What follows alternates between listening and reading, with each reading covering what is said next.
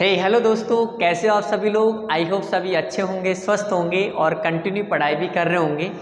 Ma'am के sir आप सभी का एक बार फिर से स्वागत करता हूं आपके अपने YouTube channel mister India coaching classes में। तो दोस्तों आज मैं आपके लिए लेकर आया हूं चैप्टर नंबर 1 का लेक्चर नंबर 5, जिसमें हम बात करेंगे जो 1.2 एक्सरसाइज हमारे पास थी उसके जो बाकी के क्वेश्चंस रह रहे हैं उन सभी के बारे में यहाँ पे हम बात करेंगे, और जो एग्जाम्पल है उससे पहले उसके बारे में भी हम इसी लेक्चर में बात करने वाले हैं। तो आइए दोस्तों बिना टाइम वेस्ट किए स्टार्ट करते हैं।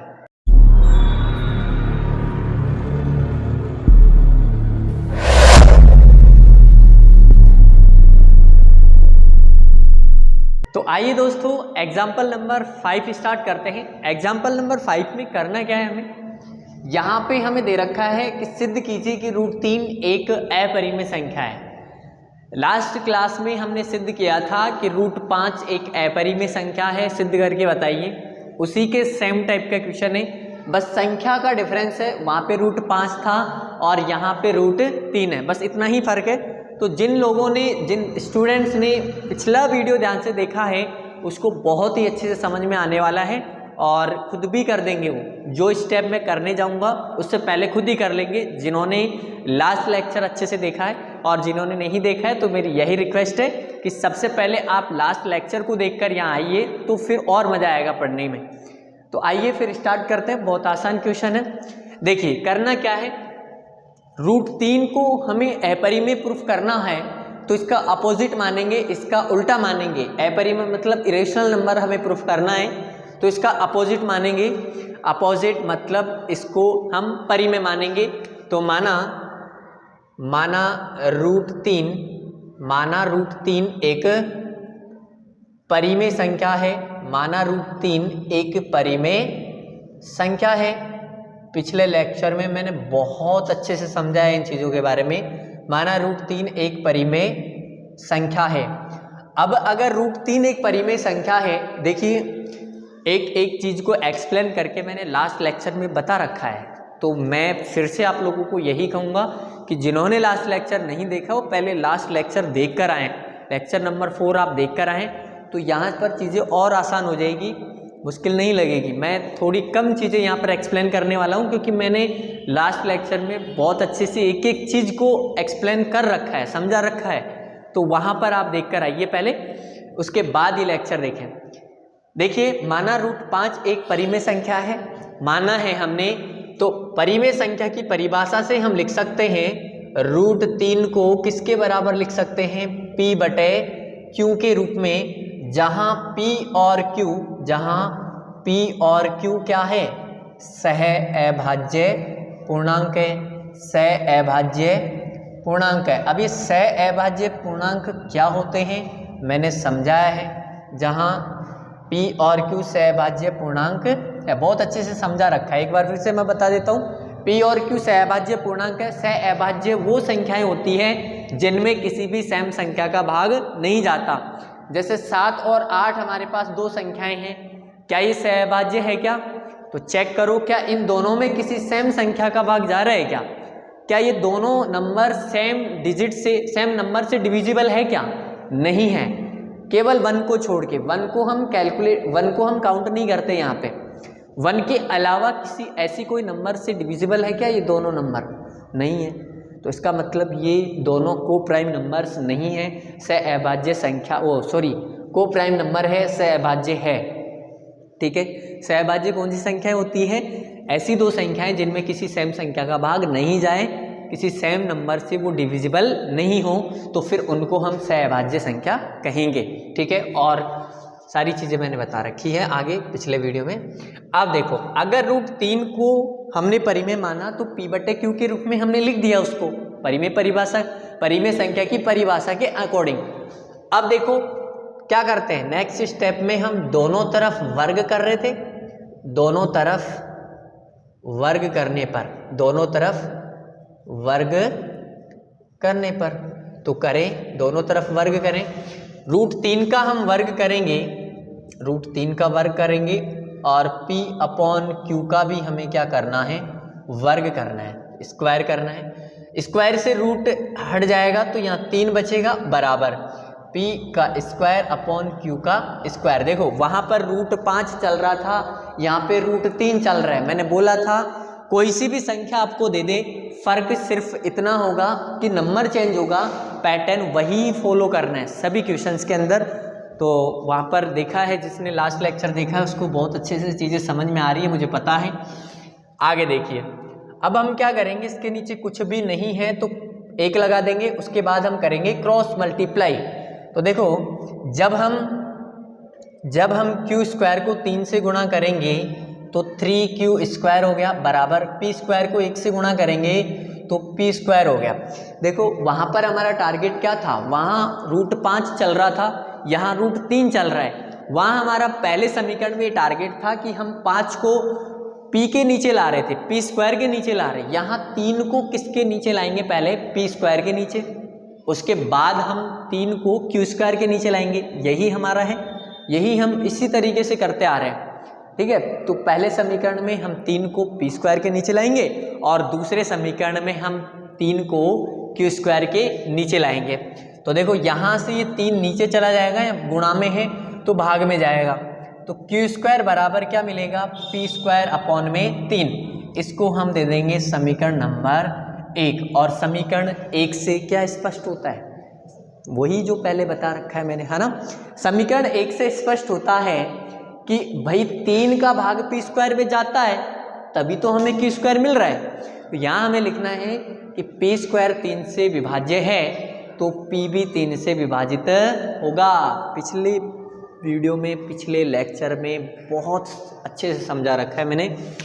तो देखो यहाँ लिखेंगे कि समीकरण 1 से स्पष्ट है, समीकरण 1 से स्पष्ट है कि p स्क्वायर 3 से क्या है, विभाज्य है। समीकरण 1 से स्पष्ट है कि p स्क्वायर किससे विभाज्य है, 3 से विभाज्य है। तो p भी किससे विभाज्य होगा, तो p भी 3 से विभाज्य होगा। p भी किससे विभाज्य होगा, 3 से विभाज्य होगा, ठीक है। ये क्यों लिखा है, कैसे लिखा है, समझा रखा है, ठीक है। आगे देखो, नेक्स्ट हम क्या करते हैं, नेक्स्ट हम करते हैं कि भाई हमें पता है कि p स्क्वायर में जब 3 का भाग दे रहे हैं तो q स्क्वायर मिल रहा है, लेकिन जब p में 3 का भाग देंगे तो हमें कुछ और मिलेगा। अब हमें नहीं पता कि वो क्या है, क्योंकि हमें यही नहीं पता कि p का मान क्या है।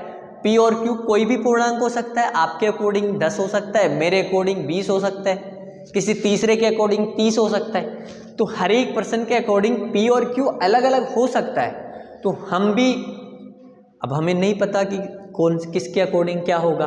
कोई फिक्स वैल्यू अगर हमें पता होती तो हम डायरेक्ट रख देते, लेकिन कोई फिक्स वैल्यू नहीं है तो हम मान लेंगे कोई भी चर, और चर हमें जो पता नहीं होता उसको हम चर से नाम दे देते हैं, चर नाम देते हैं, और चर को हम किसी भी अंग्रेजी वर्णमाला के अक्षरों से दिखा देते हैं। तो यहाँ पे हमें क्या करना है कि चूंकि हमें पता है कि जब p में हम 3 का भाग देंगे तो हमें कोई नंबर मिलेगा, उस नंबर को हम क्या मान रहे हैं, a मान रहे हैं। उस नंबर को हमने क्या माना, a माना। जब हमने p में 3 का भाग दिया तो क्या मिला, हमें a मिला, ऐसा हमने माना है। यहाँ पर हम क्या करेंगे, क्रॉस गुणा करेंगे। इसके नीचे कुछ नहीं है तो 1 मान लिया, हम p को 1 से गुणा कर रहे हैं तो p मिला बराबर 3 को a से गुणा किया तो 3a मिला। यहाँ पर से p का मान उठाएंगे हम और किसके अंदर रखेंगे, समीकरण नंबर 1 में। वही सारी चीजें फॉलो कर रहे हैं अपन पिछले क्वेश्चन की। तो p का मान समीकरण 1 में रखने पर, p का मान समीकरण 1 में रखने पर, रखो समीकरण 1 में, तो यहाँ पर रखो तो ये इधर चल रहा है हमारे पास q स्क्वायर बराबर p का मान 3a है, 3a, p स्क्वायर है तो 3a का भी क्या होगा, 3a का भी हमारे पास स्क्वायर होगा, बटे नीचे कितना है हमारे पास 3 है। यहाँ देखो q स्क्वायर बराबर 3 का स्क्वायर 9, a का स्क्वायर a स्क्वायर बटे 3, 3 से कट जाएगा कितनी बार, 3 बार, तो हमारे को मिलेगा q स्क्वायर बराबर 3a स्क्वायर। देखो समीकरण 1 में हम 3 को पी स्क्वायर के नीचे ला चुके हैं। अब हम 3 को किसके नीचे लाएंगे? क्यू स्क्वायर के नीचे। तो यहाँ से इस 3 को इधर भेज देंगे तो ए स्क्वायर बराबर हमें मिलेगा क्यू स्क्वायर अपॉन में नीचे चला जाएगा 3। ये मिल गया हमें समीकरण नंबर 2। स्क्वायर है, ध्यान रखना, क्यू का स्क्वायर, ठीक है। इसको दे देंगे हम समीकरण नंबर 2।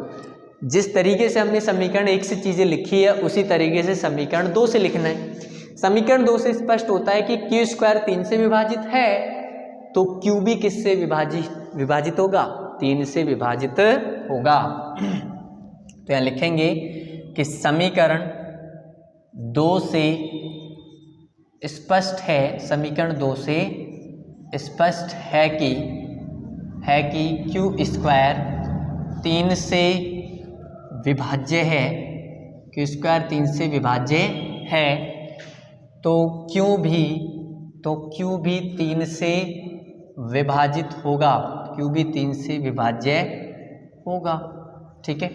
विभाज्य होगा लिख सकते हैं, विभाजित या विभाज्य होगा। अब देखो ध्यान से समझो चीज़ों को। ये हमने लिखा समीकरण 1 और 2 से।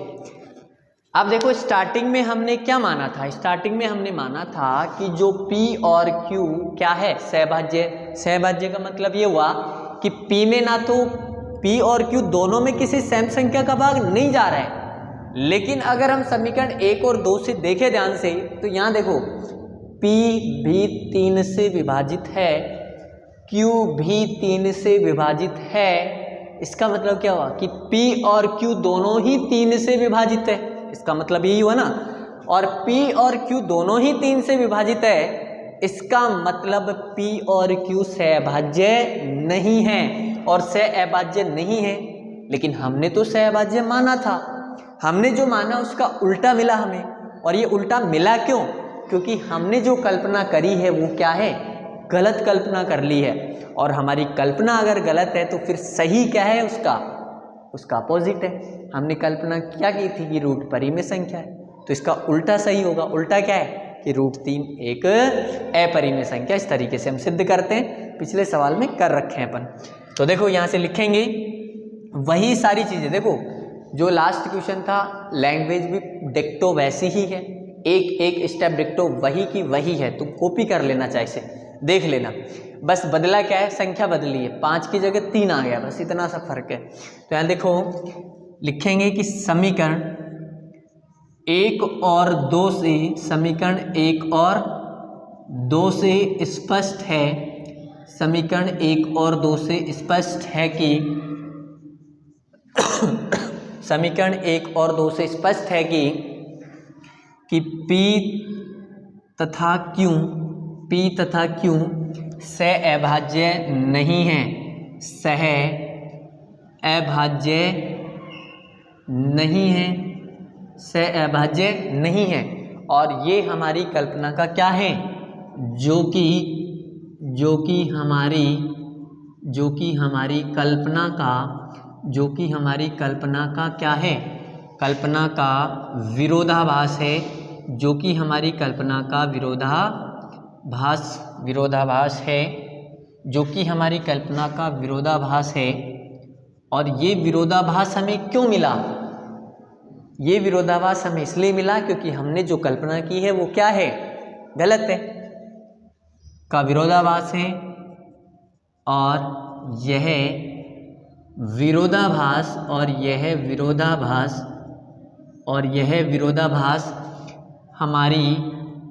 हमारी गलत कल्पना के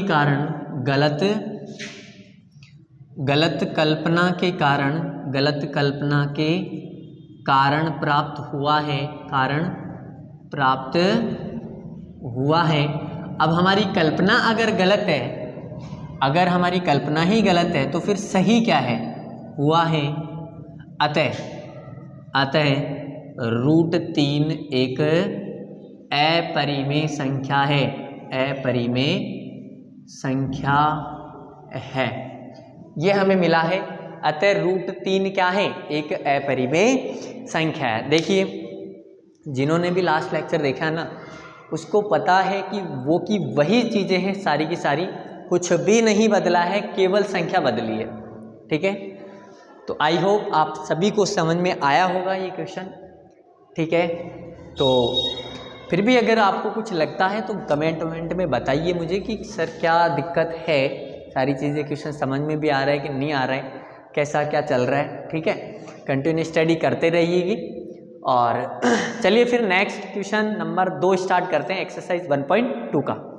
इसको उतार लीजिए आराम से। तो आइए दोस्तों आगे के क्वेश्चन से स्टार्ट करते हैं। यहाँ पे देखिए क्वेश्चन नंबर 2 और एग्जाम्पल नंबर 6 हम करने वाले हैं। अब जो क्वेश्चंस बाकी के हम करेंगे इस एक्सरसाइज के अंदर, उन सभी का पैटर्न एक जैसा होगा। देखो मैंने बताया आप लोगों को कि रूट के अंदर अगर केवल सिंगल संख्या आ जाए और अपरिमेय संख्या प्रूफ करने के लिए कहें हमें, तो उन सभी का पैटर्न वही होता है जो मैंने अभी इससे पहले करवाया था। रूट 5 को और रूट 3 को हम प्रूफ कर सके हैं। अगर केवल रूट के अंदर सिंगल संख्या आए, रूट 2 आ जाए, रूट 3 आ जाए, रूट 5 आ जाए, रूट 7, रूट 6 आ सकता है ना। रूट 4 तो आएगा नहीं क्योंकि रूट 4 तो परिमेय होता है, आप सभी को पता है, क्योंकि 2 का स्क्वायर होता है वो। तो ऐसी संख्याएं आ जाए केवल सिंगल रूट के अंदर, तो वही पैटर्न होगा जो हमने रूट 5 का और रूट 3 का अभी लास्ट किया है। हमें पहले लास्ट लेक्चर में हमने रूट 5 का किया था और अभी थोड़ी देर पहले हमने किया है, इससे पहले जो किया है वो रूट 3 का किया है। तो उनके वही पैटर्न होगा जो अपन ने किया। अब जो हम क्वेश्चंस करने वाले हैं जिसमें रूट में भी संख्या है और प्लस में भी है, माइनस में भी है, गुणा में भी है, तो इन सभी क्वेश्चंस के जो पैटर्न हैं वो कुछ अलग होंगे, उनसे थोड़े छोटे होंगे और आसान भी होंगे। तो आइए फिर स्टार्ट करते हैं। देखिए क्या करना क्या है, यहाँ पे हमें यहाँ करना है रूट 3 + 2 रूट 5 को अपरिमेय संख्या सिद्ध करना है। इसमें 5 - रूट 3 को अपरिमेय प्रूफ करना है। एक समझ में आ गया, बाकी सब में वैसे ही होगा। ठीक है, तो देखिए करना क्या है यहाँ पे, वही जब भी हम अपरिमेय प्रूफ करें तो उसका उल्टा मानते हैं। अपरिमेय प्रूफ करेंगे तो परिमेय मानना पड़ेगा हमें। तो माना 3 + 2 रूट 5 क्या है, एक परिमेय संख्या है, एक परिमेय संख्या है। देखो एक चीज मैं पिछले जो 2 क्वेश्चंस मैंने करवाए इस एक्सरसाइज में, जिसमें रूट 5 और रूट 3 का करवाया, वहाँ पर हमने लिखा था कि P और Q से अभाज्य पूर्णांक है। वहाँ ये भी तुम लिख लेना P और Q से अभाज्य पूर्णांक है, जहाँ आगे उसके आगे जहाँ Q ≠ 0, ये और चीज़ ऐड कर लेना वहाँ पे, क्या कि मैं उस टाइम पर भूल गया, याद नहीं आया मेरे को। Q ≠ 0 मतलब नीचे 0 नहीं हो सकता, बताया मैंने। परिमेय संख्या की परिभाषा ये है, नीचे 0 नहीं हो सकता, नीचे 0 होते ही अनंत बन जाएगा वो। ठीक है, तो वहाँ पर एक चीज़ और ऐड कर लेना, जहाँ Q ≠ 0, Q 0 के बराबर नहीं हो सकता। ठीक है, कुछ चीज़ें होती हैं जो उस टाइम पर थोड़ा ध्यान से हट जाती है। देखिए आगे देखो, 3 + 2 रूट 5 एक परिमेय संख्या है, तो इसका मतलब क्या हुआ, 3 + 2 रूट 5 को हम क्या मानेंगे, मतलब P/Q के रूप में लिख सकते हैं, जहाँ P और Q, जहाँ P और Q, एक मिनट, जहाँ P और Q पूर्णांक है। देखो वहाँ हमने सहअभाज्य पूर्णांक लिखा था, यहाँ सहअभाज्य पूर्णांक लिखने की जरूरत नहीं है, क्योंकि उन क्वेश्चंस को प्रूफ करने का वही पैटर्न होता है कि हम सहअभाज्य पूर्णांक उनको मानेंगे, उसके बाद में हम जब सोल्व करेंगे तो वो सहअभाज्य होंगे ही नहीं, क्योंकि सेम चीज़ का भाग जा रहा होता है, वहाँ पे सेम संख्या से डिविजिबल हो रहे होते हैं।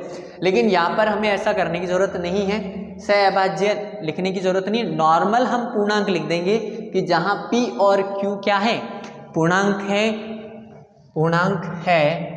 तथा Q ≠ 0, Q 0 के बराबर नहीं है। बस ये चीज़ हमें लिखनी। इसके बाद आगे हमें क्या करना है, देखिए इसके बाद हम देखो यहाँ पर हमारा टारगेट ये रहेगा कि केवल रूट वाली संख्या को हम लेफ्ट हैंड साइड में रखेंगे, बाकी सभी संख्याएं जितनी भी हैं उन सभी को हम बराबर के राइट हैंड साइड में लेकर आएंगे। तो यहाँ देखो रूट में कौन है, आपके पास 5 है, बाकी जितनी भी संख्याएं हैं उन सबको P और Q की तरफ लेकर आओ। तो देखो हम सबसे पहले 3 को इधर लेकर आएंगे, तो 2 रूट 5 बराबर 3 इधर प्लस का था, इधर आके किसका हो जाएगा, माइनस का, P अपॉन Q माइनस कितना हो गया, 3 हो गया। ठीक है, आगे देखिए, इसके बाद हमें क्या करना है, ये 2 भी हमारे काम का नहीं है। इधर मैंने अभी अभी बताया कि रूट, केवल रूट की संख्या होनी चाहिए लेफ्ट साइड में, तो 2 भी काम का नहीं है, तो 2 को उधर भेजो, तो √5 बराबर P अपॉन Q माइनस 3, और ये 2 जो है वो गुणा में है, इधर किस में आएगा, भाग में। या तो तुम बटे करके 2 लगा दो, ठीक है, या फिर बटे करके 2 लगा दो, कोई दिक्कत नहीं है। या फिर हम इसको ऐसे भी लिख सकते हैं, √5 बराबर 1/2 P अपॉन Q माइनस 3, ऐसे भी हम इसको लिख सकते हैं। बात एक ही है, ये लिख दो फिर ये लिख दो, ये लिख दो चाहे डायरेक्ट ये लिख दो, बात एक ही है। अब सुनना ध्यान से, इसको हम दे देंगे समीकरण नंबर 1, इसको हम दे देंगे समीकरण नंबर 1। अब हम केवल और केवल लैंग्वेज लिखने वाले, आगे क्वेश्चन नहीं होगा, इतना ही करना है। इन सभी क्वेश्चंस में इतना ही सोल्व होगा, इससे आगे सोल्व होगा ही नहीं। देखो क्यों नहीं होगा और क्यों नहीं करेंगे हम, इसके भी पीछे रीजन है। देखो हम प्रूफ करके आए, √5 एक अपरिमेय है, √2 भी एक अपरिमेय है, √3 भी एक अपरिमेय, ऐसा हम प्रूफ करके आए ना पहले। तो उन्हीं स्टेटमेंट्स को, उन्हीं कथनों को हम प्रयोग करके यहाँ इन संख्याओं को अपरिमेय सिद्ध कर देंगे। कैसे करेंगे, देखो ध्यान से। अगर हम समीकरण 1 को ध्यान से ऑब्जर्व करें, ध्यान से देखें, तो देखो समीकरण 1 के राइट साइड में क्या है, P है, Q है। P और Q कोई भी पूर्णांक हो सकता है, P और Q कोई भी पूर्णांक हो सकता है, और माइनस का 3 है, अपॉन में 1/2 है। तो जब पूर्णांक में पूर्णांक का भाग देते हैं, ये पूर्णांक है P, Q भी एक पूर्णांक है। जब पूर्णांक में पूर्णांक का भाग देंगे तो पूर्णांक ही तो मिलता है। अरे क्या मिलेगा, ज़्यादा से ज़्यादा पॉइंट में कुछ आंसर मिल सकता है, ठीक है, कुल मिला के पॉइंट में आंसर मिलेगा। भाई पूर्णांक में या तो माइनस मिल सकता है। देखो पूर्णांक में पूर्णांक का भाग देंगे तो क्या क्या पॉसिबिलिटी हो सकती है, क्या क्या संभावनाएं हो सकती है कि या तो एग्जैक्ट आंसर मिल जाए, या फिर 0 तो मिलेगा, 0 भी मिल सकता है, 0 मिल जाए, या फिर बटे में मिल जाए, जैसे 3/5 कुछ ऐसा मिल जाए, पॉइंट में मिल सकता है, यही तो पॉसिबिलिटी है। और ये सभी की सभी क्या होती है, परिमेय संख्या होती है, बताया मैंने परिमेय संख्या है। पॉइंट्स में भी परिमेय होती है ना, और 0 भी एक परिमेय होती है। 3/5 तो P/Q के रूप का है, तो ये भी परिमेय होगा। तो कुल मिला के बात ये है कि P/Q मतलब P और Q की जगह कोई भी हम पूर्णांक रख दें तो एक परिमेय संख्या ही मिलेगी अपने को। यहाँ से परिमेय में से परिमेय घटा रहे हैं हम तो परिमेय रिजल्ट मिलता है। अरे परिमेय में से परिमेय ही घटा रहे हैं हम लोग तो परिमेय ही मिलेगा। परिमेय में से अपरिमेय अगर हम घटा रहे होते तो फिर अपरिमेय मिलता। यहाँ कोई भी अपरिमेय संख्या नहीं है। 3 भी परिमेय है, 1/2 भी परिमेय है, और P और Q तो परिमेय ही है, क्योंकि P और Q कोई पूर्णांक है। जहाँ Q ≠ 0 है तो P/Q तो परिमेय ही होगा, सिंपल सी बात है। तो यहाँ P/Q भी परिमेय है, 3 भी परिमेय, 1/2 भी परिमेय। जब हम इनको कैलकुलेट करेंगे, जब हम इनका आंसर निकालेंगे मान रख के, अब यहाँ मान क्यों नहीं रख रहे हम लोग, मान इसलिए नहीं रख रहे, P मेरे अकॉर्डिंग कुछ और हो सकता है, आपके अकॉर्डिंग कुछ और हो सकता है, किसी तीसरे के अकॉर्डिंग और हो सकता है। तो P और Q की फिक्स वैल्यू हमें नहीं पता, इसलिए हम नहीं रख रहे। लेकिन कुछ भी रख लो, कोई इंसान किसी दुनिया में दूसरे इंसान को भी दे देंगे ना, अपने इंडिया से बाहर के को भी, कि P और Q का मान रखकर इसका रिजल्ट निकालो, तो परिमेय ही मिलेगा, रेशनल ही मिलेगा, रेशनल नंबर ही आएगा। तो इसका मतलब हम इसको कैलकुलेट नहीं कर सकते, क्योंकि P और Q की हमें एग्जैक्ट वैल्यू नहीं पता। लेकिन कुछ भी रख लो, XYZ कोई भी नंबर रख लो, हमें परिमेय ही इसका रिजल्ट मिलेगा। तो जब समीकरण 1 का RHS हमें परिमेय मिल रहा है, इसका मतलब समीकरण 1 का LHS भी क्या होगा, परिमेय होगा। अरे पिछले लेक्चर में ही तो बताया था कि एक समीकरण का मतलब क्या होता है। अरे एक समीकरण का मतलब ये होता है कि इधर वाली चीज इसके बराबर है, बताया था ना कि P² में 5 का भाग देते हैं तो Q² मिलता है। इसका मतलब क्या हुआ कि इधर वाली चीज इसके बराबर है। तो जब इधर परिमेय है तो उधर वाला भी परिमेय होगा कि नहीं, होगा ना। तो समीकरण 1 के RHS भाग से हमें ये पता लगता है कि इसका RHS भाग एक परिमेय है, तो LHS भी क्या है, परिमेय है, लेकिन रूट 5 तो अपरिमेय होता है। प्रूफ करके आए, क्वेश्चन नंबर फर्स्ट ही था। अगर हम समीकरण 1 से रूट 5 को परिमेय प्रूफ कर देते हैं तो हमारा जो कथन हम प्रूफ करके आ चुके हैं पहले से ही, वो गलत होता है, वो गलत साबित होता है, उसका विरोधाभास आता है हमारे पास यहाँ। और ये विरोधाभास आया क्यों? हमारी गलत कल्पना के कारण। तो गलत कल्पना के कारण आया है, तो सही चीज क्या है कि 3 + 2 रूट 5 एक अपरिमेय संख्या है। देखो इस क्वेश्चन में मैं इतना एफर्ट इसलिए लगा रहा हूँ क्योंकि बाकी के क्वेश्चंस में इतना एफर्ट नहीं लगाने वाला, क्योंकि आप लोगों को भी आसानी से वहाँ पर समझ में आने वाला है। तो इसीलिए एक क्वेश्चन को जमकर समझ लो, अच्छे से पूरा एफर्ट लगा के 100% देकर समझ लो। एक क्वेश्चन उस टाइप के हजारों क्वेश्चन दे दो, हो जाएंगे। बस यही तरीका आपको पढ़ने का आना चाहिए। तो देखिए आगे करते हैं अपन। करना क्या है आगे, समझना ध्यान से कि समझा तो दिया है मैंने, अब तो लिखना है केवल। तो यहाँ लिखेंगे कि समीकरण 1 से स्पष्ट है, समीकरण 1 से स्पष्ट है कि समीकरण 1 से स्पष्ट है कि 1/2 P/Q - 3 क्या है, एक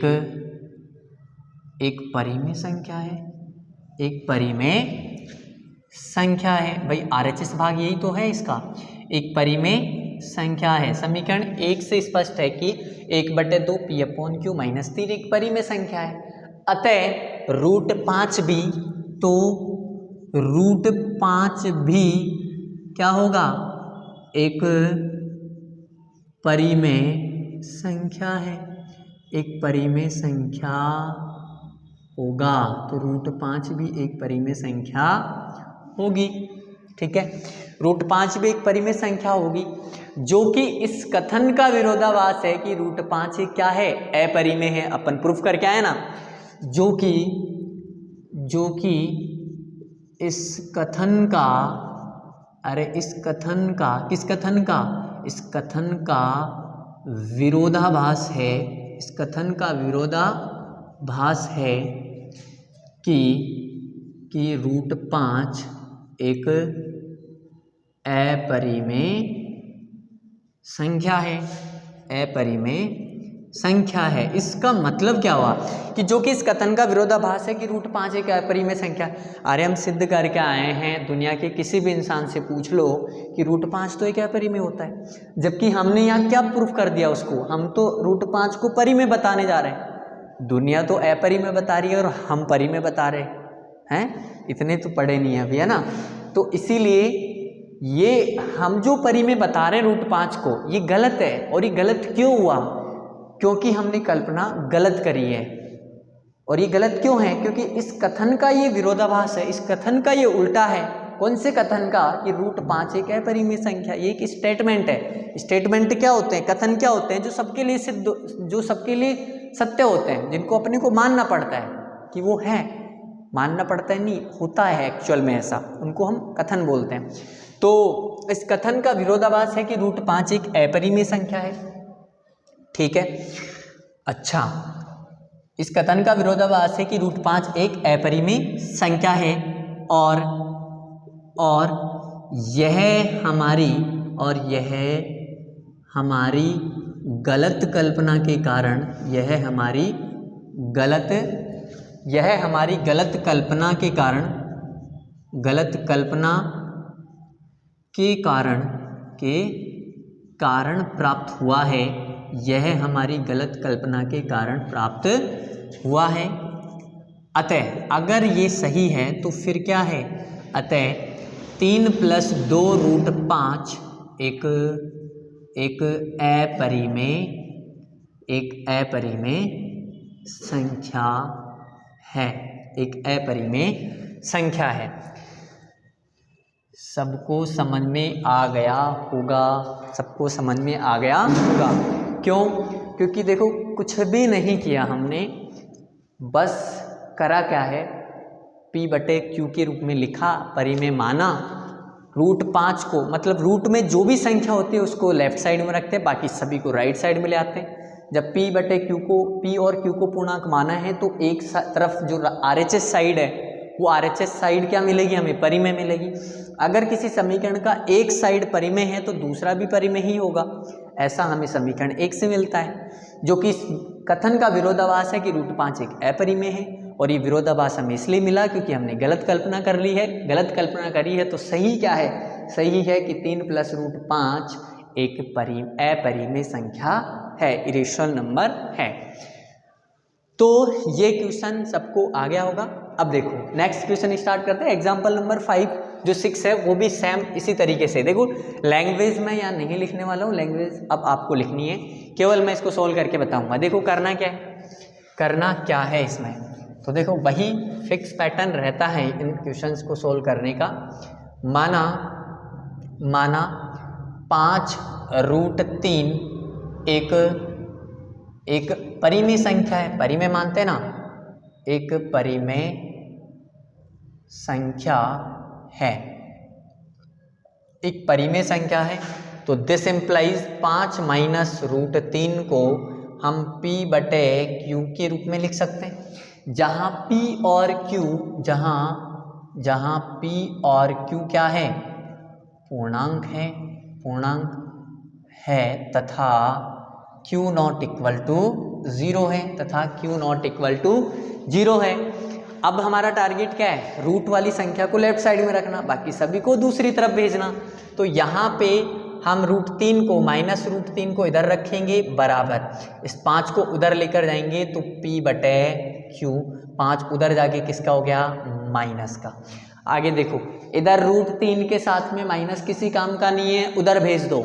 जब उधर भेजेंगे तो जो माइनस का है वो तो किसका हो जाएगा, प्लस का, और जो प्लस का है वो किसका हो जाएगा, माइनस का। यही तो होता है, माइनस वाली संख्या को उधर भेजेंगे या माइनस को उधर भेजेंगे तो माइनस माइनस तो क्या हो जाएगा, प्लस, और माइनस प्लस क्या हो जाएगा, माइनस।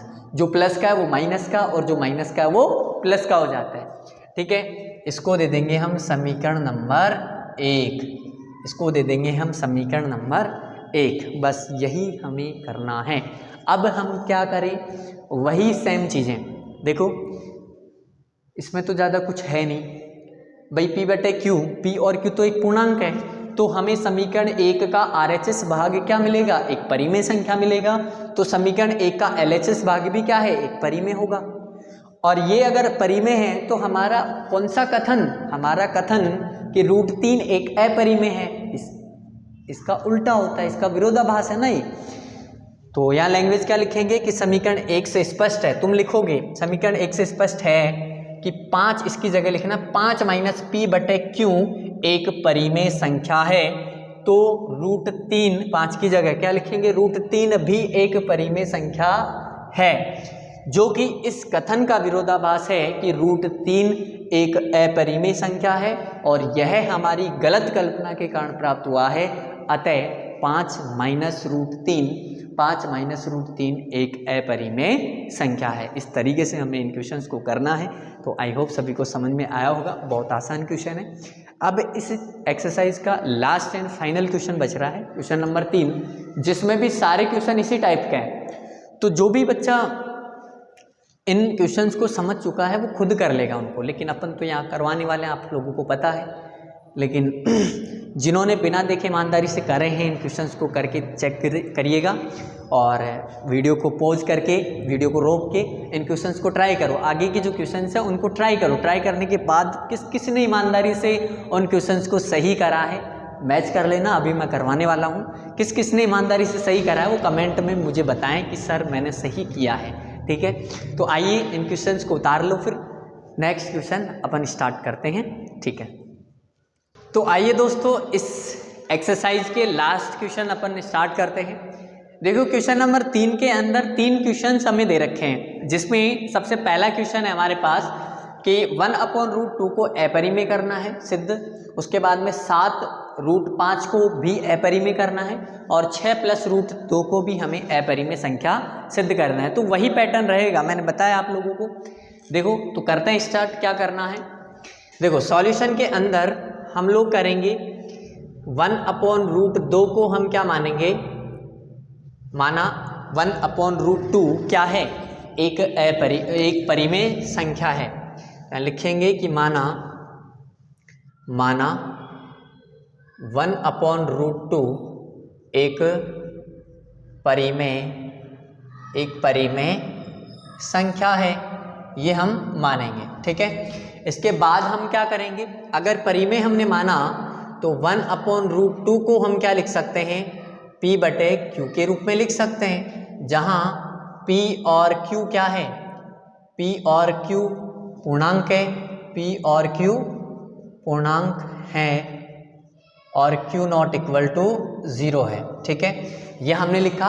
इसके बाद हम क्या करेंगे, इसके बाद अब देखो यहाँ पे जो √2 है ना वो नीचे आ गया, यहाँ थोड़ा सा गड़बड़ है, सारे क्वेश्चंस में रूट की संख्याएं ऊपर है लेकिन यहाँ नीचे आ गया, तो फिर क्या करें, अब हम इसको पलट तो सकते नहीं है, इसको पलटेंगे तो फिर ये भी पलटेगा, ये पलटेगा तो हमने Q तो 0 माना था, P तो 0 थोड़ी ना माना था, जब P 0 नहीं माना तो नीचे P आ गया, समझा नहीं क्या, अरे P/Q है, हमने तो Q नॉट इक्वल टू 0 माना है, जब हम इसको पलटेंगे तो Q/P हो जाएगा, P हमने 0 थोड़ी ना माना है, तो फिर Q/0 तो अनंत बन जाएगा। ठीक है, तो इसलिए हम पलटेंगे नहीं, इसको कन्फ्यूजन हो जाएगा, नहीं तो हम क्या करेंगे, इसका परिमेयकरण कर लेते हैं।